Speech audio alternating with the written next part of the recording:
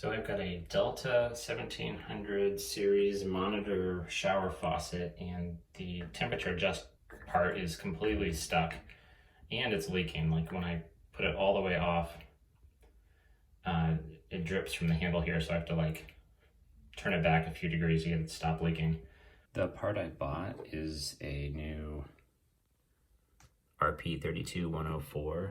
So this is what that looks like. And I went ahead and bought the $70 genuine part as opposed to the $30 to $40 ones on Amazon, because I read a lot of sketchy reviews saying that they weren't great until one day after the warranty, and then all of a sudden people couldn't change the water temperature or the pressure without getting a wrench. This faucet has seen some serious wear and tear over the last 20 years. I live on a well, and you can see that part of it's just been eaten away, and there's a bunch of calcium or something built up all over the place. The first thing you do is pop off this little silver but plastic cap. You can just kind of put a screwdriver in there and it pops off. Then you're going to unscrew this plastic piece that adjusts the temperature. And then this gray piece just pops off. And under here is another plastic piece that lets you adjust the maximum amount of hot water that's mixed with cold water. It basically is a scalding prevention setting. So this piece also should just kind of slide out. It took quite a little bit of motivation for me because there's all this calcium buildup, and I've actually cleaned a bunch of this off already.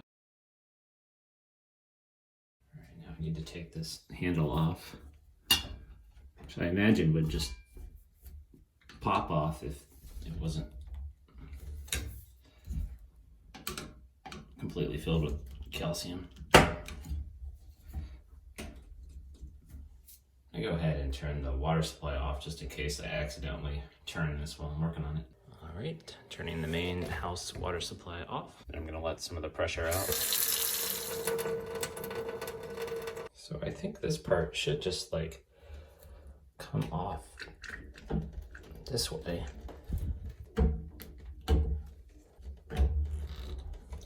I think this is supposed to come off.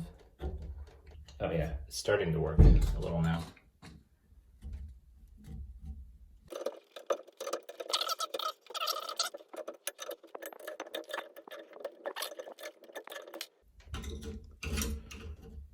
There's just clumps of calcium falling. Haha! Oh my gosh. What is that? I don't think there's supposed to be a hole there. Nasty. I wonder why it stopped working. Okay, the next step is to slide this piece off. Okay, I already unscrewed the two screws holding this faceplate on. Oh, this is actually just kind of coming. Ew. So this is what this looks like. So the next step is to unscrew this big nut cap thing that holds the whole cartridge in. So hot is up for me. You can actually read it on the replacement one.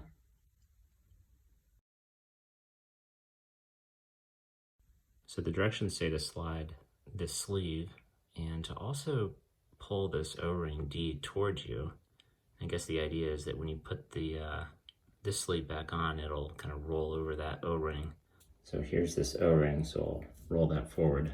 And you're not supposed to roll it past that little raised section. Okay, now we're supposed to unscrew the brass bonnet nut, which is this piece here. And this is where you really have to make sure the water supply is off, because this thing I think will fly out otherwise. All right, well, we'll try by hand first. No.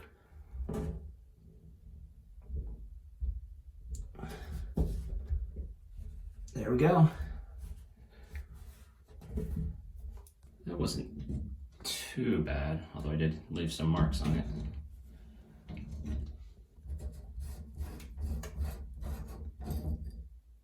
So there's that piece. Okay, this is what this looks like without that bonnet nut on. Pull this piece out, and it says do not twist to take it out. If you do twist it, you should twist it back until it snaps together. And it's saying that I can pull it out with pliers on this little piece. Okay.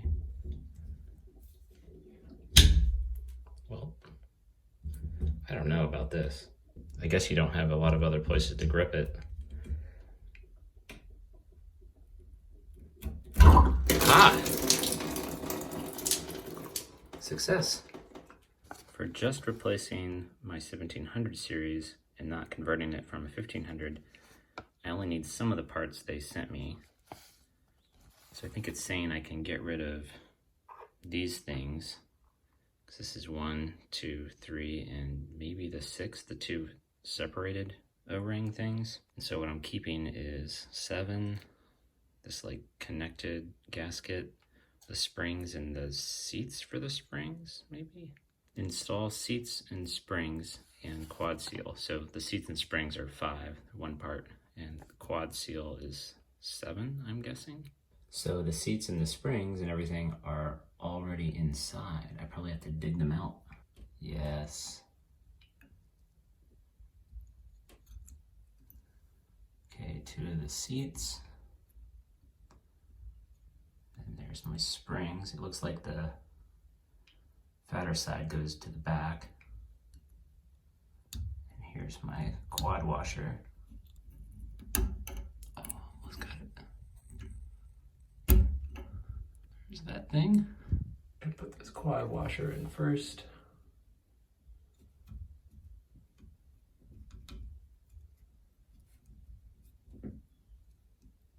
And I'll put my one of the springs in, the fat side first. Actually, maybe I should put the spring in the seat first.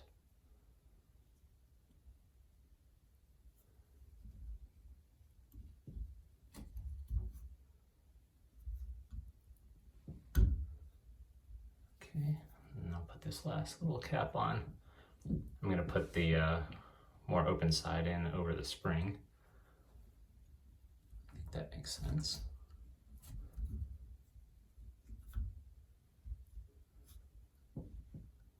Okay, now I need to put this guy back in. So the notch, there's a notch here, and that has to go in this notch there. And then I also want to make sure my hot side is facing up. This thing actually rotates here, so I'm going to move the notch over to the side so that my hot is on the top side.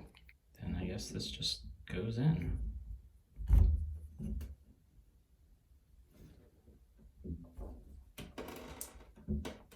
So I guess the springs are pushing it out a little, which is fine. So before I go further, I'm gonna attempt to clean some of this stuff.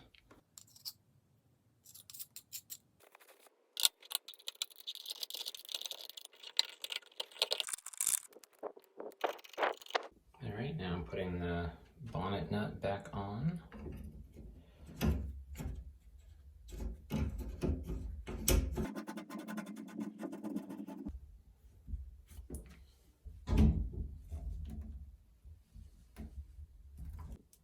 Okay, now I'm just putting things back on in reverse order. This sleeve goes back on. I'm gonna put the nasty side down.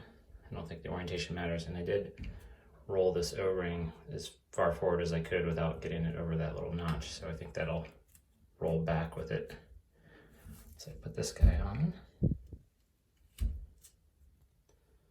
And then I need to put my nasty leftover handle back on, and I think I need to match these teeth with the teeth here. Now normally I wouldn't, you'd put this black piece on afterwards, but I had to use the hammer insertion tool, so it's on there now, which might make it a little trickier to line up. I hope that's a good mixture of water temperature, because I'm not moving that. So I think that is good. And I just, hopefully I can wiggle it back on.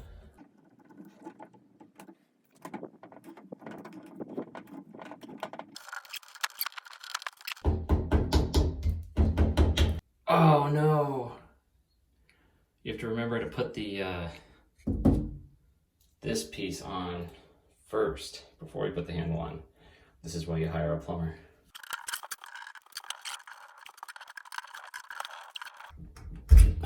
this piece on first.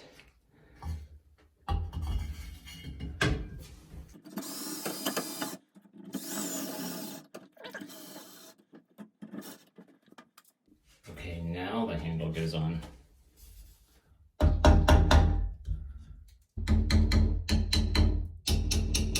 So then this little rectangular slot needs to go over this guy. And hopefully there's enough threads to actually hold this in. This thing should rotate all the way until it touches that black piece, but it's stuck on gunk probably.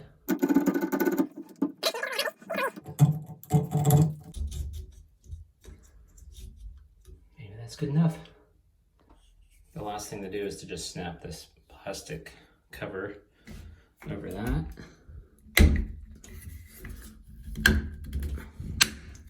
Water is back on and it's not dripping and it's in off position.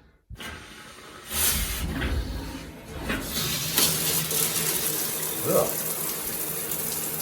Well, now I have 20 years of iron in my pipe, so I think that's why there's some iron-eating bacteria or something. That's why it's always black when I first turn it on after filling the water supply. This is a lot easier to turn than it used to be.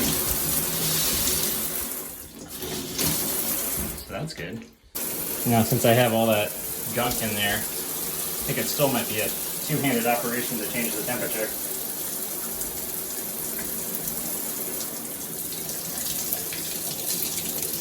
Now what you should do is put this in a cup of water and put a thermometer under it and make sure you're not over 120 degrees, which would cause scalding. And then adjust that black piece in there.